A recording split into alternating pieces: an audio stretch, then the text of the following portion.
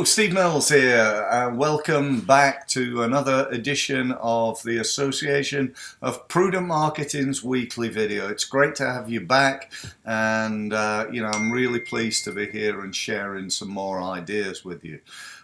Today, I wanted to talk to you about you, about how you look. Now, I'm purposely here today dressed in a jumper. Normally I've got a shirt on. Normally I wear my bright orange shirt, and I've actually got a jumper on today for a reason.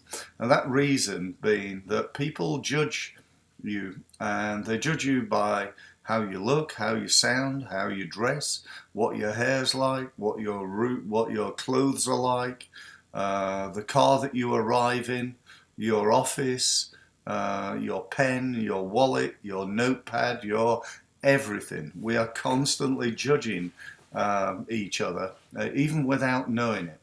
And the truth of the matter is, if you want to be outstanding, then really you should be thinking about how you can stand out. How you personally stand out from somebody else. And if you just looked at the way you turn up to a meeting, is that pretty much the same as everybody else? I don't know about you, but I actually feel as though over the last, 10 years, standards have slipped. I certainly wouldn't have 10 years ago been doing a video in a jumper. I wouldn't have even been on one in a shirt without a tie and probably a suit 10, 15 years ago.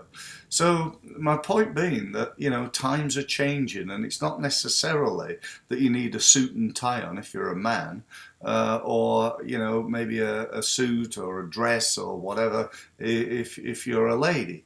But what I do think is that, people are going to judge you. And if you're turning up to networking events, to sales meetings, to meetings in general, to exhibitions and so on and so forth, and you're turning up in, let's just say, not looking the part, let's just call it that, then, that might just be affecting you and your business. And really, if you think about it, what we want to do, what we want to create is the wow factor. We want somebody to look and think, right, that guy or that lady is clearly successful. They're clearly more successful than that person I've just seen. And that's what we want. So that's my message for you today. So they often say that, or people often say, that the first thing I look at with somebody is their shoes. So what are your shoes like? What sort of shoes do you typically wear for a meeting? Are they clean? Are they polished? Are they, the best shoes you could possibly buy? If they're not, then maybe that's something to think about. What about your clothes, your trousers or your skirt or dress if you're a lady? Is that as good as it could be? What about having some sort of almost like a corporate uniform? I've got that. Normally I wear either black suit or a grey suit. I've got my orange shirt, and sometimes a black or white shirt. Very rare you will see me in anything that's not one of my corporate colours. So my corporate colours are orange, black, grey and white. They're the four colours of my business, and I'm nearly always in those colours. I'm, as I say, purposely not today, just by way of a demo of looking different. You may maybe judge me different. Why Steve not looking as smart as he normally does? I hope you're thinking that anyway. Think about corporate people. People often wear what they want. What about standards within your office? People turn up in jeans, is that okay? If it's not, then let's set some guidance as to how people are going to dress. I think particularly when you're looking at a sale from a sales point of view, and perhaps you're meeting that person for the first time, there is some argument that says, well, we should dress in a similar way to our target market. And I do think, if you're turning up to a solicitor you might want to dress slightly different to if you're turning up to I don't know, a plumber, let's say, because the plumber, I'm assuming here, would be slightly more casually dressed, and the solicitor would possibly be more smartly dressed. Not necessarily so in either case, I know, but we've got to assume a sort of standard.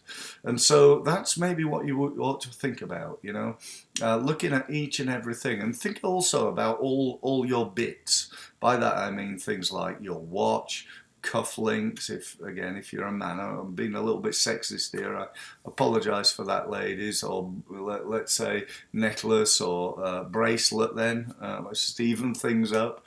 What about things like the pen that you use? If you're using a cheap, 50p biro from somewhere as opposed to a nice quality pen, people might judge you a little bit differently. If you've got a nice leather bounder as opposed to a bit of scrap paper that you're writing something on. Again, all these people judge you by each and every element, and they're constantly looking for an affirmation that this guy or this lady or this company are quality. That's basically what I'm looking for when I meet somebody new. So that's it really. So think about that. Think about how you look, how you hold yourself. Even, are you shaven or not? If you're a man, if you're a lady, perhaps the equivalent of that is, is your makeup looking nice? And I know, you can say, well, that's a bit, sexist, or that's a bit, does it really matter? Well, the truth is, yes, it does. Yeah, it does matter. People will judge you based on that. So all I want to do is help you to get more sales. So making sure that you look good when you turn up to a meeting is, I think, a clear part of that. So that's all. Thank you ever so much for listening. Make sure you look good the next time you meet, and I'll try and do the same for me. All the best.